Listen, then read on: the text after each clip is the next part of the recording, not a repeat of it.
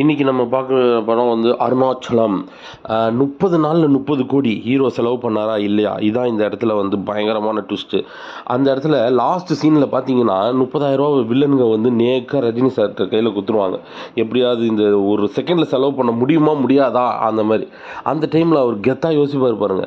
நம்ம கூட 30 நாளாக ட்ராவல் பண்ண அந்த ரம்பாக்கு பிஏக்கு அவர் வந்து சேலரி கொடுத்தாகணும்ல, அதுக்கு நான் அப்போ கொடுக்கலன்னு யோசிச்சு டப்புன்னு ஒரு இடத்துல சைனை போட்டு டக்கு டக்கு டக்குன்னு அந்த 30,000 கையில் கொடுத்து அந்த சீனை வந்து முடிச்சு வைப்பார். அப்புறம் இந்த படத்தோட ஒரு மெயின் பாட்டு, அந்த பாட்டு என்னன்னா, சிங்கம் ஒன்று பூரப்பட்டதே உன்னோடு சுத்துகின்ற உண்மை உள்ள கூட்டம் ஒன்று. அப்பா, இந்த பாட்டு கேட்கும் போது எப்படி வந்து படையப்பால வந்து வெற்றி கொடி கட்டி முற்றும் பணி முட்டும் அந்த மாதிரி இந்த பாட்டு சிங்கம் ஒன்று பூரப்பட்டதே. ஐயோயோ, தரமான ஒரு பாட்டுனா அது இந்த பாட்டு.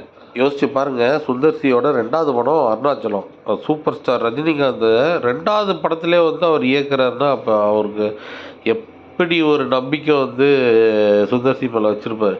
ஏன்னா முன்னாடி பார்த்தா முத்து, பாஷா என்ன ஹிட்டுன்னு உங்களுக்கு தெரியும், முத்து என்ன ஹிட்டுன்னு தெரியும், அதுக்கு அடுத்த வரப்போட படையப்பா என்ன ஹிட்டுன்னு தெரியும். நடுவில் ஒரு படம் வந்து ஒரு 2வது படம் இயக்குற ஒரு சுந்தர்சிட்ட கொடுக்குறாருன்னா ரஜினி சுந்தர்சி மேலே எவ்வளோ நம்பிக்கை வச்சுருப்பாருன்னு பாருங்கள். அதுக்கு ஏற்ற மாதிரி இந்த படமும் ஒரு நல்ல ஹிட்டுங்க, நல்ல ஹிட்டு. அது மாதிரி தேவா மியூசிக்கில் வந்து இந்த பாட்டை டேங்கமோ தேன் சுகமோ அவ்வளோ ஸ்லோ சாங்க, அது செம்மையாக இருக்கும். பார்த்தா ரஜினி சாரும் நம்பாவும் ஒரு பாட்டு தூத்துக்கு தூத்துக்கு தூத்தியா முத்துமாரே, இந்த பாட்டெலாம் நிறைய பேருக்கு தெரியவே தெரியாது. யூடியூப்பில் பாருங்கள், தூத்துக்கு தூத்துக்கு தூத்தியா செம.